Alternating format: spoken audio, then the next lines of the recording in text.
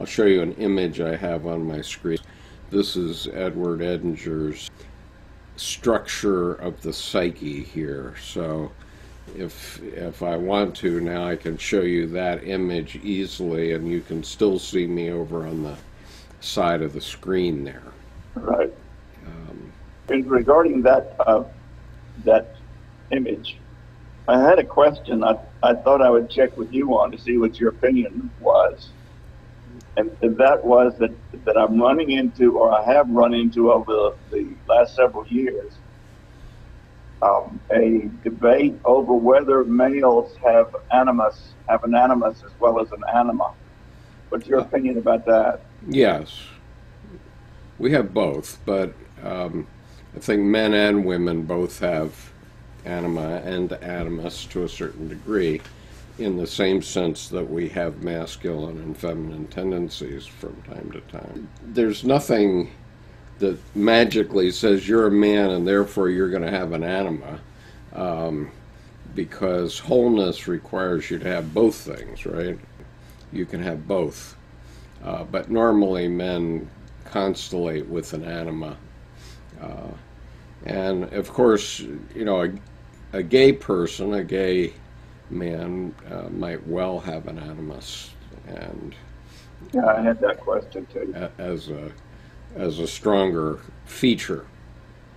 And so I think that we're all in all of those areas. You're familiar with the Myers-Briggs type indicator, correct? Right. Yeah. So you know that there are 16 personality types there, but in each one of them you can be anywhere on any of those four scales. And so, you know, the degree that you are more one thing than another is,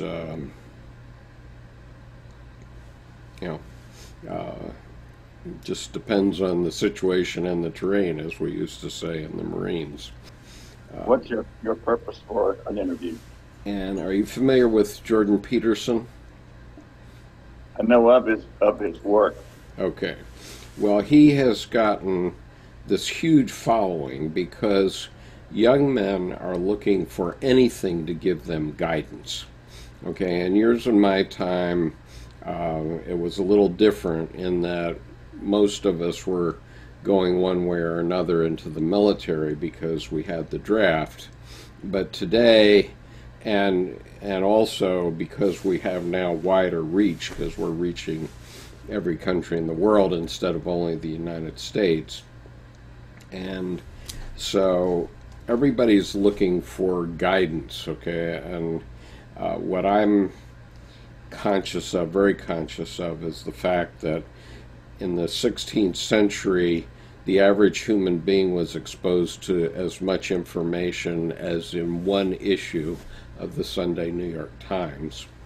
And today, you know, the volume of information that wafts past us is just so monumental that I think young people are having difficulty sorting it out. Literally, the term that they use is, I can't sort myself out. They can't figure out what they're supposed to do because they just have so many things coming at them.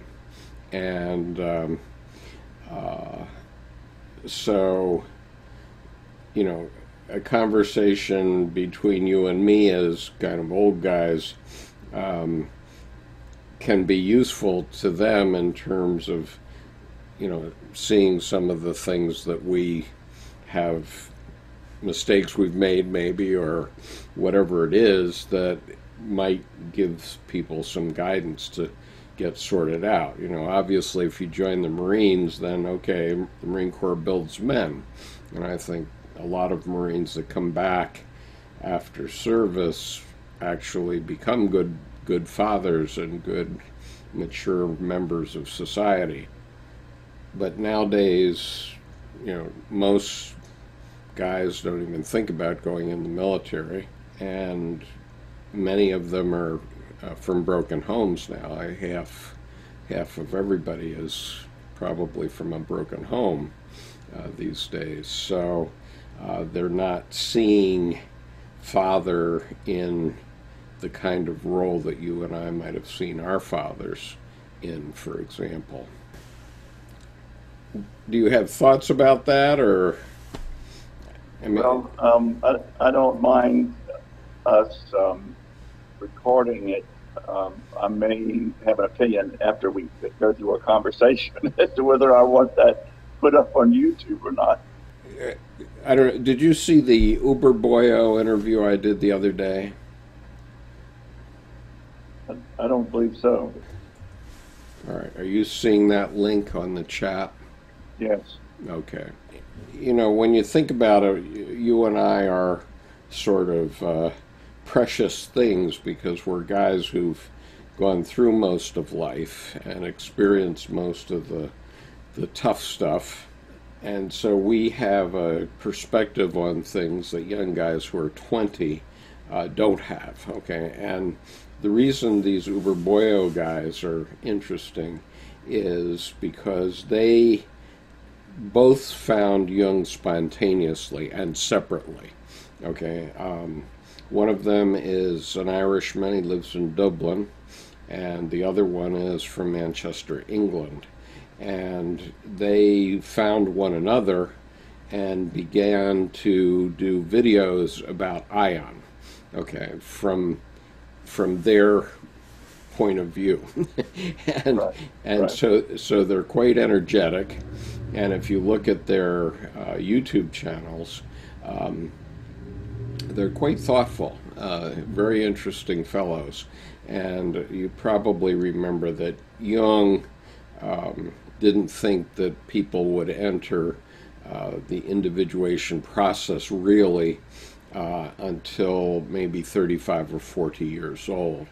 And what I'm finding is that there are a lot of very precocious young people now that are getting into it much earlier, and they're really at sea because they don't have any handrails to go on because nobody gives them guidance. And so this is one of the reasons why Jordan Peterson has become very popular, because, as you know, men tend to lean toward the logos, and that is rules. Men want rules, and they want rules on how to do life, and if I follow the rules, everything will be hunky-dory. Well, it doesn't work that way, and but many young men don't understand that. And the unfortunate thing about Jordan Peterson is that he has gone too far over on the logos, in the sense that he wrote this book, The 12 Rules of Life, which has become very popular. He's sold over 1 million copies, and he's been doing book tours all around the world with it. But, you know, life doesn't work based on 12 rules. and my criticism of the book was that it's based on his 20-some years of clinical psychology as a clinical psychologist, so he's been up to his armpits in other people's hardships, and so he doesn't tend to leave any room for real life to happen. He says, you can't do this and you can't do that. And, you know, I remember... Very black and white. He's very prescriptive in what people should be like, what they should do. Mm-hmm. And so what I'm trying to do is help people understand that, you know, you can go to university all you want, you can listen to any professor all you want, but you know, those professors are just giving you the rules, the shell of life. They're not getting you into life. You have to go get a life and then start making mistakes, and that's how you actually learn how to live. You don't learn how to live in the university classroom or in the high school classroom. You learn how to live when you actually are living with a woman or having a child or whatever it is. into the hard stuff. Yeah, when you get into the hard stuff. Just putting out the so-called truth that's popular and successful in their own fields. Just information.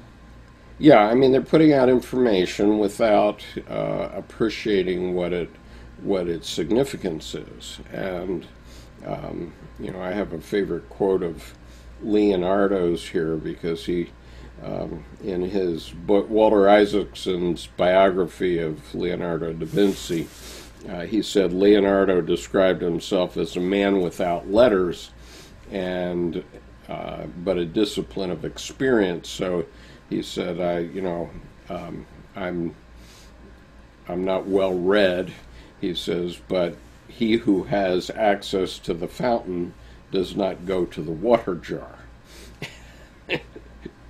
And, you know, okay, so the point is that a university professor, no matter how articulate and brilliant they are, and, you know, Jordan Peterson is brilliant, there's no doubt about that, but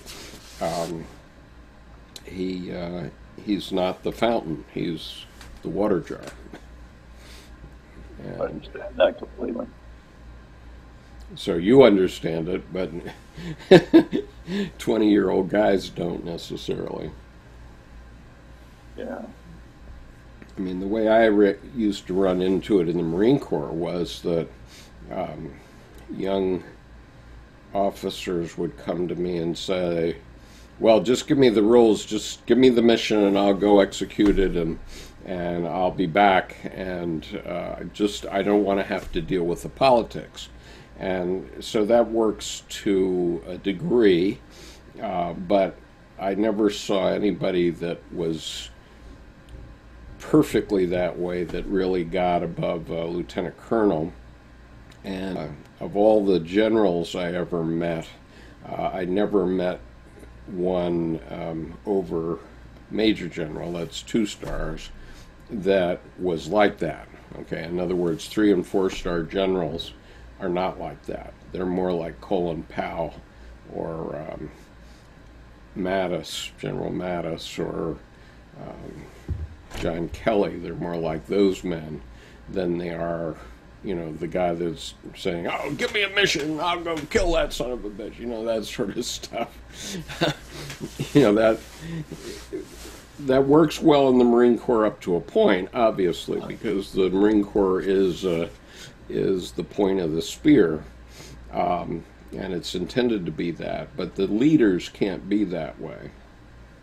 And our politicians have to know politics, right? But as you know, everything is politics. Would you concur with that?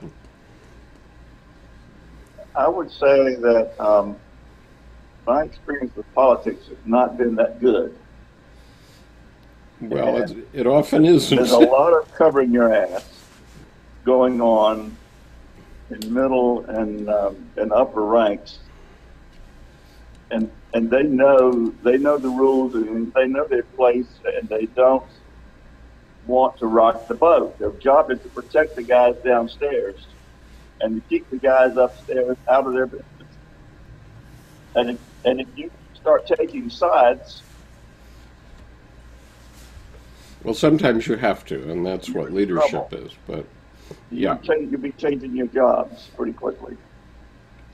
Right, but sometimes you have to. Sometimes you got to say no and turn around and walk away. Yeah, but you have to know when to do that. You have to know when to do that.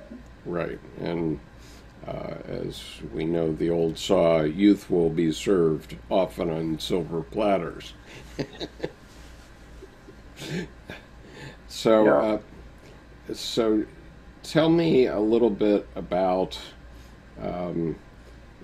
you told me on your email, but for the purposes of this video, tell me a little bit about how you got interested in Dr. Jung's work, and for that matter, my work, but specifically how you came along in terms of your shamanic studies and that sort of thing. Well, let me describe my youth as a time of complete confusion. Right. Okay. That's what I'm talking about. The young men suffering with now too. So. You know, I was an intellectual boy, when I say intellectual, I don't mean smart. I mean that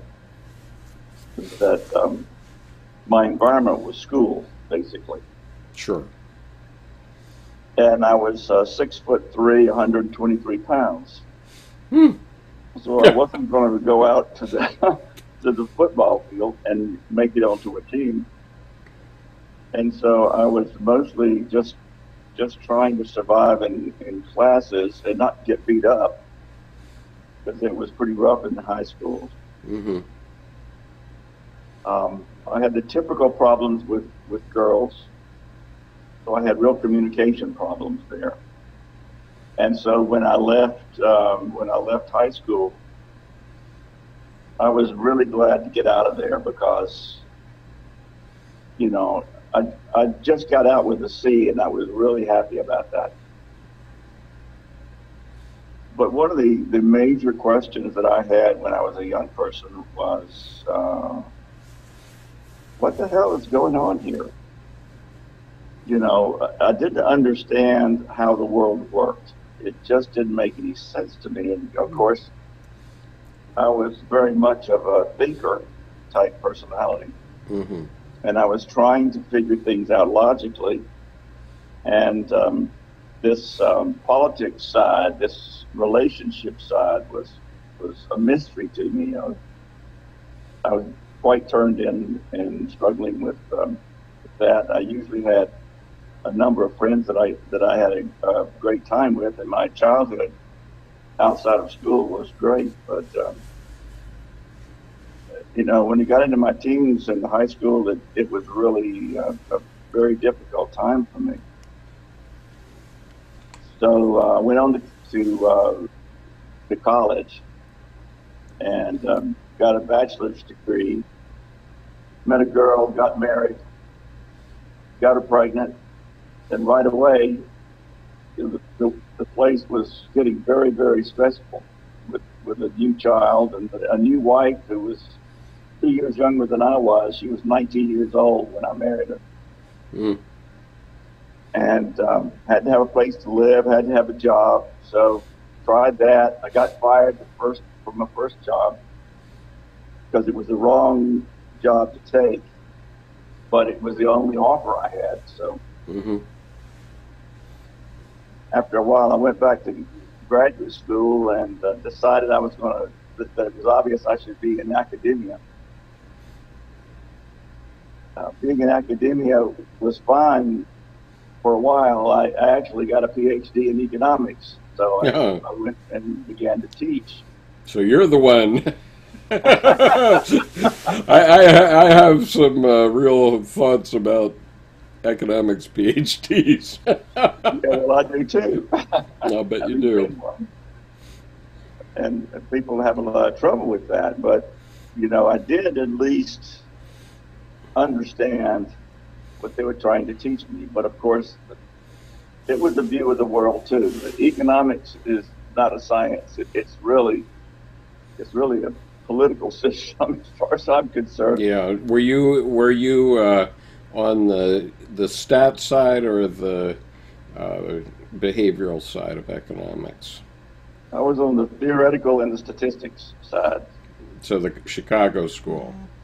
Chicago school was popular, Milton, Friedman, all of that kind of thing. We had very strong Chicago teachers where I went to school, which was North Carolina State University, Raleigh. And, well, I went to business school with a Chicago style approach, and as far as I was concerned, it was 15 courses in statistics by different names. Right. And in the end, it killed me. Yeah. I mean, it killed me because it made me think that everything could be decided that way, and it was quite wrong. And also, You know, I never did a regression analysis after I left business school, so it was, you know, all that statistics was really useless for me. And those people don't understand it, and what they've done, what Milton Friedman did, in my view, and I'm going to put the challenge right up in front of you here, is that it created now a couple of generations of MBAs who are psychopaths. There's a lot of us out there. Yeah, a lot. A lot of us. Not all with PhDs, but there are plenty of MBAs out there. Plenty of psychopaths. Yeah. So, you know, I taught for 4 years at the college level, but really teaching at that abstract level for young people that are at that level of maturity is too early. You know, they really need more experience with the marketplace before they get sucked into one particular viewpoint, you know, as how the economy works or should work.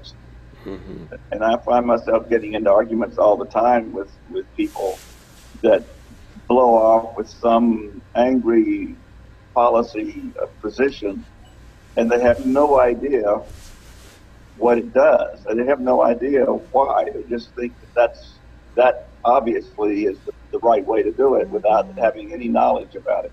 Right. So, Fortunately, I went a little bit later because I was in an executive program, and so I didn't start my program until I was 30, and already had I was already a major in the Marine Corps, and I was already the company commander of the local reserve unit. Plus, I had completed my law degree and practiced law for 2 years, so I was well and truly into all of that. Plus, I had 2 daughters at that point. And so when I was at Rochester Business School, I literally had 4 full-time jobs side by side. Or let's see, I had 4 jobs and 3 equivalents, I would say. Because I was practicing law full-time, I was going to school full-time, and I was teaching half-time at the college level, business law, and I was the company commander of the local reserve unit.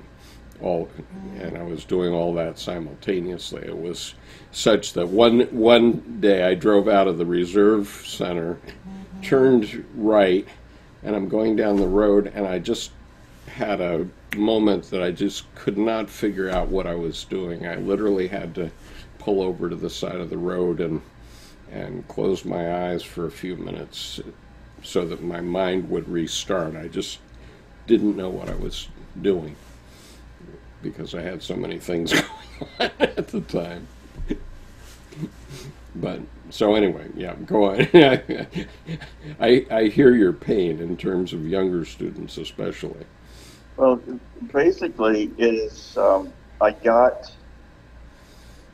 was already very focused on a thinking and memorization and information-oriented way of operating, way of looking at the world. Mm-hmm. And, of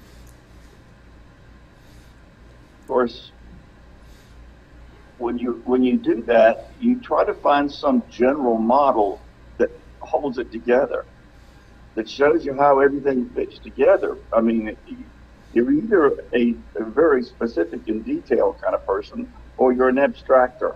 Mm-hmm. You deal with abstractions. You deal with models in your head that you can think around within and find your way around the world, basically. How do you navigate this place? And economics did that. Sure. It gave you a mathematical model, a very logical model, right, and generalized on people's behavior, but ignored the specifics of their lives, all the details, the non-quantifiable and non-idea conceptual stuff. So you see the world as a bunch of concepts that are all linked together. So now I've knocked you off your logos track, and so let's try to go back to your Eros side for a bit. Well, it's very interesting because I held that point of view. I became a researcher basically. I got really tired of trying to teach that material to people that weren't ready for it. Mm-hmm. They were required to take it, of course. Sure. So they just suffered, and I suffered with them. But I decided that it was just not working well. And so I jumped out and I went into a series of different things in education and marketing research and rural economic development, because I enjoy doing projects and I enjoy doing a lot of different things. I'll work on something for several years and I'll get bored with it because I've learned it, and then I want to go on and do something else. Right. So I moved around, but conceptually, I was the same person, still using the same way of learning, still processing the world in the same way. And to tell you the truth, it was very stultifying over time. What? Dullifying? Stultifying. Stultifying. Yes. Uh-huh. So when I got up into my 50s, now I made a lot of friends and all of that, but by the time I was in my 50s, the dullness of pure mind work finally got to me. Mm-hmm. And I just got to the place where I blew out of this job, that the best job I had. I just blew out of it because it just, I don't even know how to say it. I think it was the fact that job, if you keep doing the same thing and it's really not life affirming, right, then you're going to get to the place where your body checks out. Your body is going to say, I've had enough of this place, I'm out of here. And it takes your mind and your emotions and everything with you. Yeah, well, this, if we were to describe that in Jungian terms, it would be yourself says, enough of that, let's move on. And I realized it, but at the time, it was hell. Mm-hmm. You know, and this was, I know now that this was a classic calling. And I can look back now at my natal chart and I can see that my whole reason for coming in this life was to do this work. Mm-hmm. You know, it's so obvious now, but when I first started looking at this issue and looking at the astronomy and astrology material, of course, I didn't see it, but it was the right thing to do. Yeah. Well, youth is often wasted on the young. Well, I mean, experience is what drives you there, and I think I wrote you in the letter that I sent to you that suffering is often the only teacher that really gets through to you, because I'd still be sitting there in a chair cranking out statistical material if my body hadn't have said, "We're out of here, Jack," you know. Yeah. So, and that is, I suspect, typical of a lot of people that get into this work. Well, when you bring up people maybe intellectually into it, but psychologically they're not. They don't know what's coming. Right. Well, you know, there's this great line in Out of Africa where Meryl Streep says, you know, maybe it's better if we don't know what's around the corner. Yeah, Okay, so when you raise suffering, I'm going to share with you an image here in a minute, but have you read the Red Book? Yeah. Yes, okay. So what I am particularly enamored with right now is the end of the Seven Sermons of the Dead, which is the very end of, it's actually not the seventh sermon, it's actually like an eighth sermon, because it's the end of the Red Book, which is about 10 pages right at the end after the seventh sermon. But the very last thing that happens in the Red Book is that an image of Jesus Christ, a vision of Jesus Christ, comes to Jung and says that what he brought to the world was the beauty of suffering. Okay. You remember that? Yes, I do. Okay, so then I like to share this image here. Okay, so this is Earth as seen from beyond Saturn by the Voyager spacecraft. This is an image that Carl Sagan wanted them to take, and the point is that everything that ever lived its life on the little blue dot there, and people don't quite appreciate the significance of that, but the significance of it is that the life we have does involve a lot of suffering for all living creatures, and that's the deal.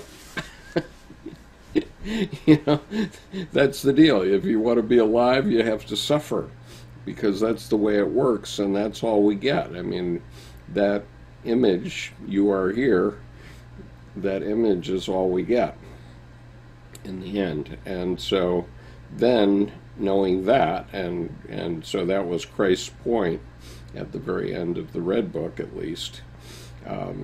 So not Christ's point in the Bible, but Christ's point as expressed by Carl Jung, that, you know, suffering is it. And of course that's the sort of an essential teaching of all religious traditions. Certainly suffering is one of the four thoughts of Buddhism. You're familiar with Buddhism, I presume, right? That's probably enough for this interview.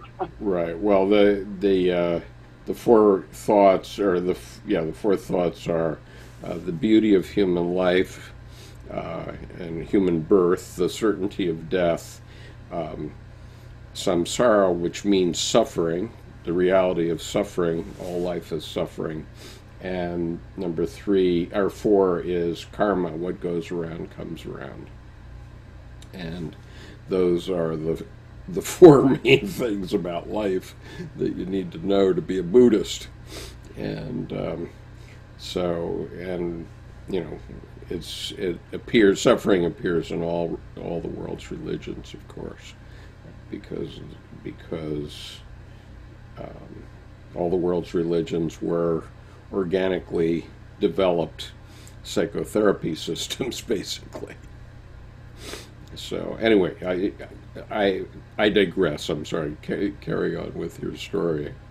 The problem is that for a young person that doesn't really understand how to take that, is that pleasure means a success, and suffering means that you're not doing it right, that you're failing, and there goes their self-worth, and there goes their worldview, which becomes bitter, and the world seen as hostile, and then they began developing neuroses and trying to escape the world in one way or another. Right. And so that's why I nowadays emphasize the Job archetype, which I'll put on the screen here, which is contest, defeat, lamentation, and rebirth. And that's a cycle that we have to go through life. to build up our ego to the point where we can handle the slings and arrows of life. And as you probably know, a Jungian analyst doesn't want you to start being analyzed if you don't have any problems. They want you to come with a defeat. You know. That's the job. You got to have a problem for me to make money. I remember hearing James Hillman say once in a seminar that he was doing, and I had a recording of. He says, "Can't we find a defeat in here somewhere?" Because you have to have a defeat. If you haven't had a lot of defeats, then you're not going to be very strong. Well, I had to learn too. You know, if somebody with some money didn't have a problem, I didn't have a chance of having a job. So my job became to find problems and to tell them how to solve the problem. Sure. Yeah. No problems, no managers, right? No, that's right. No managers, no promotion, no increase in salary. Right. And that's really kind of the game that's going on out there is solving problems, and they're not necessarily problems. Your problem is to make some money. Right, but we're problem-solving creatures. We solve problems constantly in our lives. I mean, every minute of the day we're solving some problem. And well, except, you know, you see the world is all problems. Everything that you do out there is a problem. Then you've got a psychological problem because you become overwhelmed, and we go right back into this issue of what drives us into Jungian psychology, or what drives me to the deer tribe to begin studying shamanic techniques, which do the same thing. I mean, they're basically wisdoms on how to live. Right. And it never, you know, we spend so much of the first part of our life bringing things into our life that create problems for us and create stress. We make those choices, get a house, we got to have a car, we get a job, we got to pay our taxes. You know, we get into trouble. We have credit cards, so we buy a lot of stuff on the credit cards. We buy a boat. The more stuff that you accumulate, the more problems you've got, because you've got to keep paying for it. That means you've got to keep working. So it's taken me 70 years to figure out I don't need all this crap. All it does is just fill up space and make me have to work harder. Sure. And you seek and find a simple, elementary way of living. And it's amazing how few problems you have. You stop choosing to do things and do things that create problems for you. Right, but then you get to the other end of the spectrum, which is we have all these young men now who are going, it's called Men Going Their Own Way, which is abbreviated MGTOW. And so it's men that say, you know, why do I want to get married? Because marriage is only trouble. But the problem is that if you don't bring a woman into your life, then you're not complete. And this is a fundamental issue that we haven't addressed in schools. People don't understand. For example, I'm gonna show you something here. For example, I was out in Arizona and I bought a mug that said, if a man speaks in a desert and no woman hears him, is he still wrong? Right? And the point is, yes, he is. and this is why. because in order to have completeness, we have to have whatever our partner is bringing to the space. Normally it would be between a man and a woman, but it could be a gay relationship also, where the partners bring something to the other. And so, of course, this is the yin-yang symbol in Taoism, without the male-female signs there. Right. But the point is that you're not complete as an individual. You need a partner in order to draw out of you your wholeness, your completeness.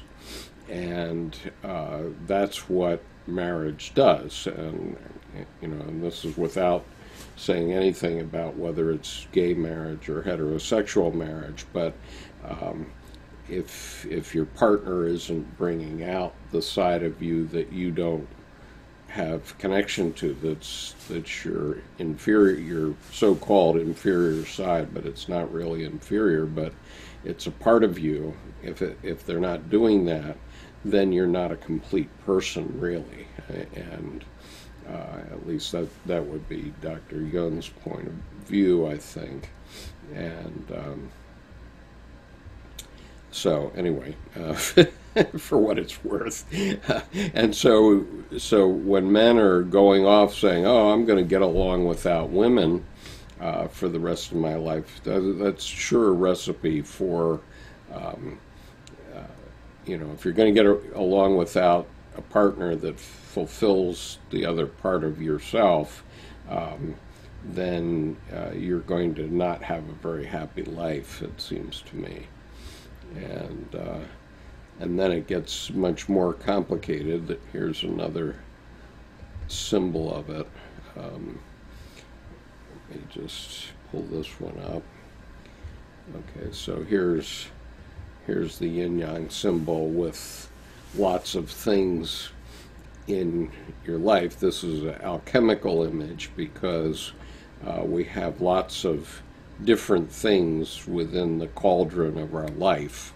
Okay, and so that's why Dr. Jung got into alchemy, because he was starting to understand this idea that we keep putting things into our psyche, and they all have both a plus and a minus side. So you mentioned a boat. I've had a boat, and the two best days of you ever having a boat are the day you get it and the day you get rid of it. And in between those 2 days, it's basically a hole in the water into which you pour money, whether it's for. I had a boat myself. Yeah, whether it's for a power boat or for sails. Either way, you pour money into the hole in the water.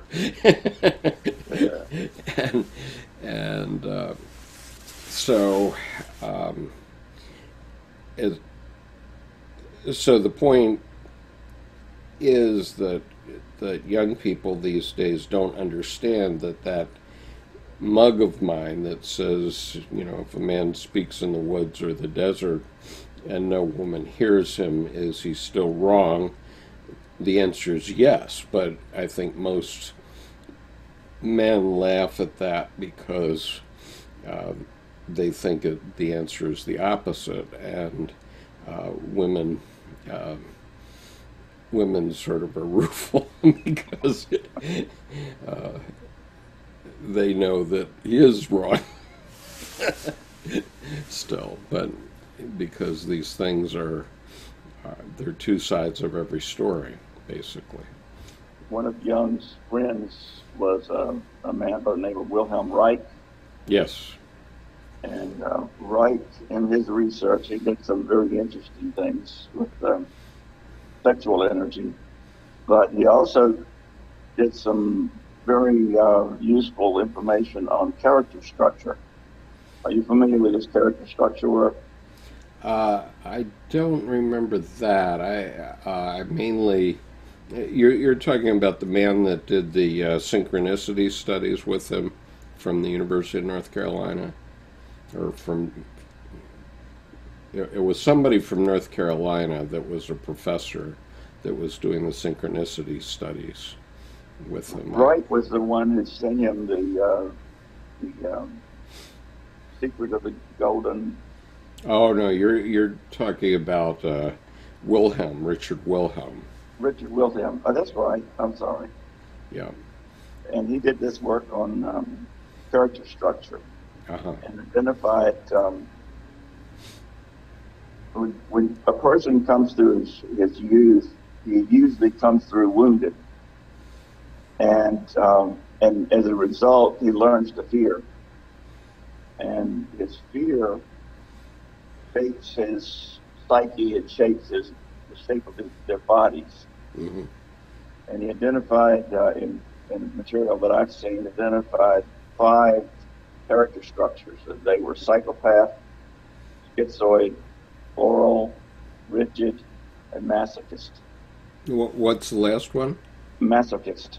Masochist. So these are not extreme cases, but they're the way that they handle energy, essentially. And so you'll have a schizoid would be a very skinny guy, like I was coming to high school. Then as a string being, a psychopath will have broad shoulders with muscles up here, you know, and strong arms. Rigid will be kind of boxy shaped. So one of the things that I learned from that material with Deer Tribe, by the way, was that men of one type tend to marry a woman of a complementary and compensated type. Sure. And for example, a psychopath tends to marry a masochist, and they pair up energetically and they pair up behaviorally, and neither one of them are well. Both of them is doing something to the other to get their needs met and to lessen their fear or increase their feeling of being loved, whatever. And as a result, they abuse one another. They do what? Abuse one another. Abuse one another. They use one another to meet their needs. And these relationships tend to break down. I know in my own family, my sisters have each had multiple marriages because their marriages break up. And they keep marrying the same type because they keep attracting the same neurotic complement. Right. And so, that's what this symbol is about. This fundamental yin-yang symbol is about, which is it's always in motion, and you keep doing the same thing to yourself basically because you need a complement, and that's why you get interested in somebody, because they are complementary to you. Yes. Right. So we get back into the psychology and the need to know yourself, to know what baggage you're carrying, and that you can avoid those kinds of relationships. So you can clean up your own act, and if you clean up your own act, you'll attract a healthier mate that will last. I've been married for 52 years. Good for you. I made it 17 years the first time, and I've made it 33 years the second time. So, and mind you, there was no break between the two women. I left my first wife in the morning and moved in with my second wife in the afternoon of the same day. That's what I call being in the flow. Well, but the issue was that we haven't properly educated young people in the world, but in the United States, and so we haven't taught people that they have to go through these transforming processes throughout life. And I didn't know that or understand that. And, I had moved on quite dramatically from where I was when I was first married because, I built a company in Japan. I was a lawyer, MBA. I was speaking to Asian languages, and my wife expected me to be like her father, and she was the third child and a daughter, and she expected me to want to cut the grass and clean the swimming pool and that sort of stuff. And that had absolutely no interest for me, aside from the fact that I have allergies to everything that's green and grows. So if I do cut the grass, I just explode, and so I don't do that anymore. But but also I've had surgery on the back on my throat, and I also take allergy shots every 2 weeks, still at this age, and but the upshot of it was that I just never was going to be cutting the grass, and I was never going to be the pool cleaner, Mr. Fix-It, that her father was, and I couldn't get her past that. I didn't understand the need for transformation and the need for her to understand what transformation she also needed to go through to recognize a mature relationship between a man and a woman. And it's and we're still quite close. I mean, I still love my first wife, but I love her like a sister today, not like a lover. And we are frequently together as family because my 3 daughters are very close to me, even though I haven't been with them since, or I wasn't with them after my youngest daughter was 5 years old. And so, but even so, if I look at my relationship with my daughters today, when they're all close to 40, one of them's 44, those relationships with them are just as they would have been, in my view, as if I had been around the house for their whole growing up time. And so, somehow I made it work, and somehow the 2 women in my life have made it work. So we're frequently together for family events, because people don't understand that once you have children, if your marriage falls apart, you're still you're still married to your in-laws. You don't get rid of your in-laws. They're still there at all these family events, like weddings and baptisms and you name it. And so you have to go through these transformational processes that Dr. Jung talks about in Symbols of Transformation.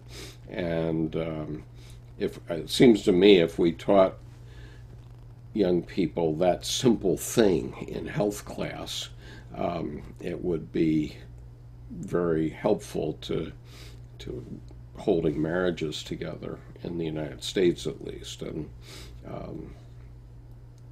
I don't really know how it would change things in other parts of the world, although I could think about it. But at least in terms of my own experience, I would say that if I had understood that this was a transformation that needed to be made, then I could have adjusted my behavior, and I could have helped my wife adjust her behavior, but we didn't at the critical moment.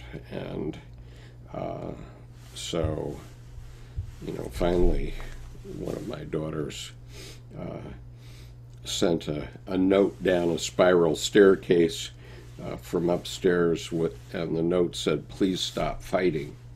And when I saw that note, I realized that we couldn't, that there was no way we could stop, because we didn't have the psychological tools to do that with. And so the result was, we ended up separating and divorcing. But because like with things are happening to us and we need help, but we number one, we're ashamed to have to ask for help. Number two, we can't afford the help in the first place. There's no money left over, and insurance won't cover it. And and then go of your positions. Right, and then we did go to counseling five times, and the therapist that we talked to was hopeless. He was totally useless. Right. And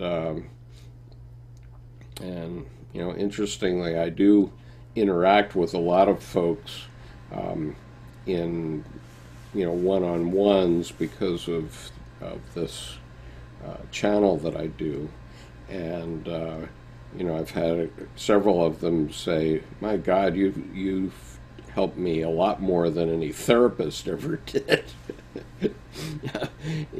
Just because because of experience, I tend to cut through the crap.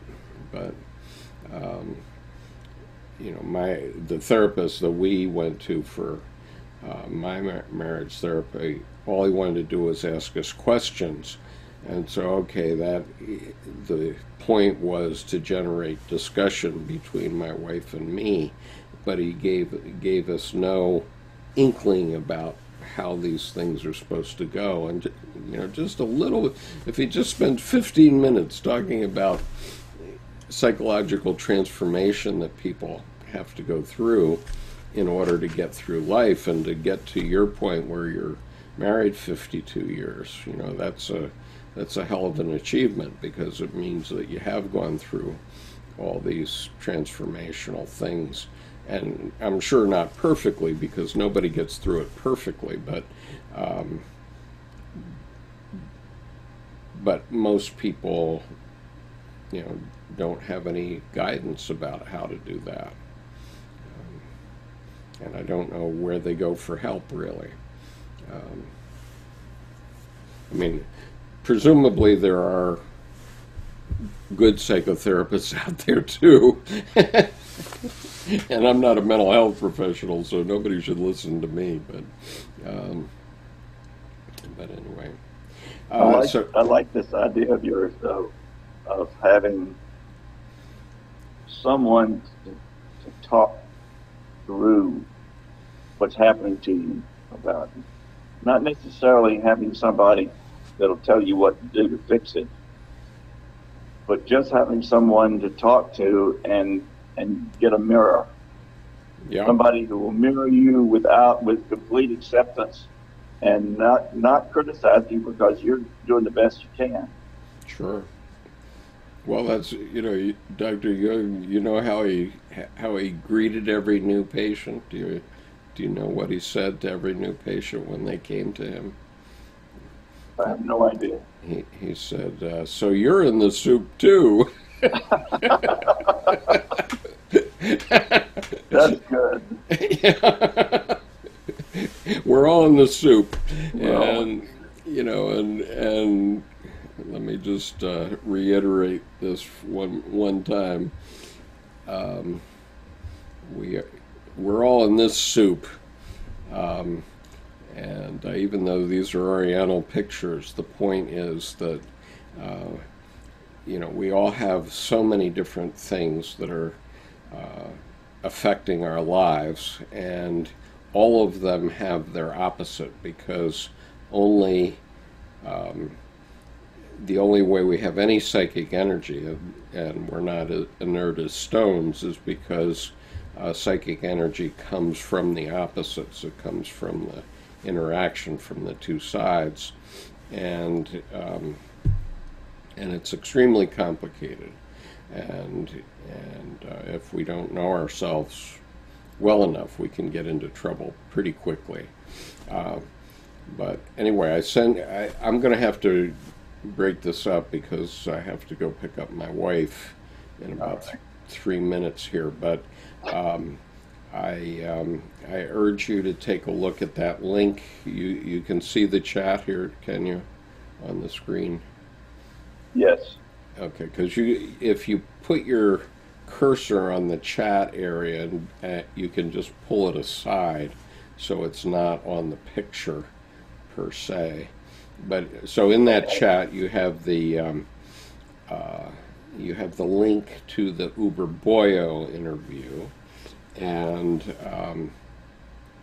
I urge you to just take a look at that to see, the energy of some young men who are grappling with the opposites and individuation at a very young age, and they seem to be doing it in quite a responsible way. I'm very impressed by them, and I think it might amuse you to just see how we interacted.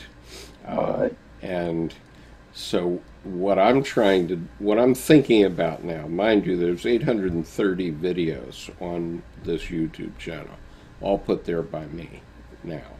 After I've been at it, it'll be 3 years in June. And various things have resonated with people over time. But one thing that I think will resonate with people is these interactions, and certainly the people that have been in the seminar and the advanced reading group have appreciated the interaction that we've had, and I've had a lot of interactions with other people either by email or whatever, and I think the more of these things that people are exposed to, the more useful they are to young people to just see, okay, so what do old guys over 70 talk about? If they're talking about psychology, what might they talk about, for example? And so, I think that the long email that you sent me about your journey into shamanism and all those things, that experience would be a good experience to explore with you when we can do it in a bit more organized and continue to be long form, because we can do it work for a couple hours.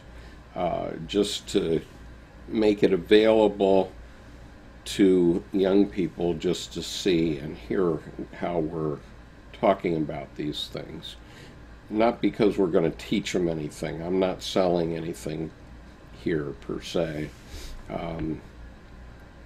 And I'm certainly not intentionally proselytizing Jung. I'm making Jung available to people, but I'm not saying that he had all the answers. He had some of the answers, and he had some tremendous insights. There's no doubt about that, and he's definitely awakened me in many ways. But it's taken 32 years. I've been at it for 32 years, so I want to provide a little bit of a shortcut for some people. That's what I'm trying to do with this. And so I think that my particular environment is more Plato than Aristotle, and yet I've spent probably over half my life doing Aristotelian kind of work. Okay, well, I'd like to explore that with you. Because I have no idea what the distinction is.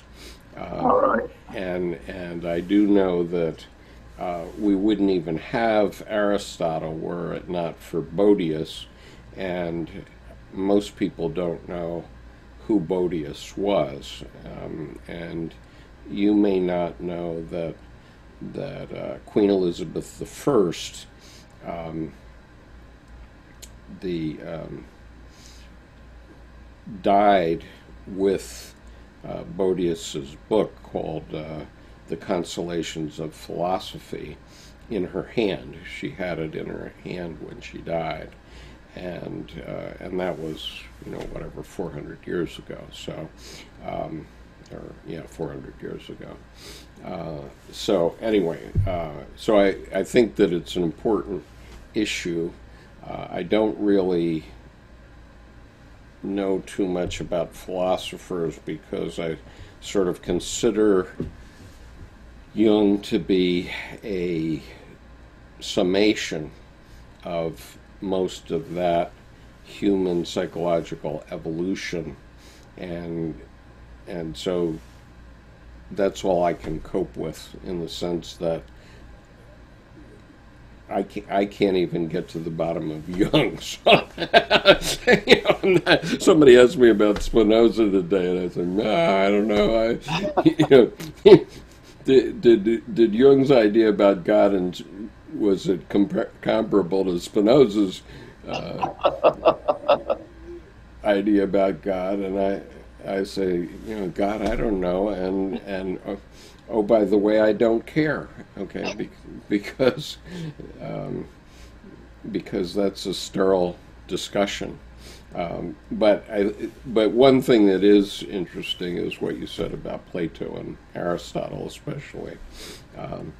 So I'd love to explore that a little bit further with you, but I have to call this quits right now. So Thank you for this. Okay, my pleasure. I'm going to end the meeting now, and I'll talk to you again soon. Take care now.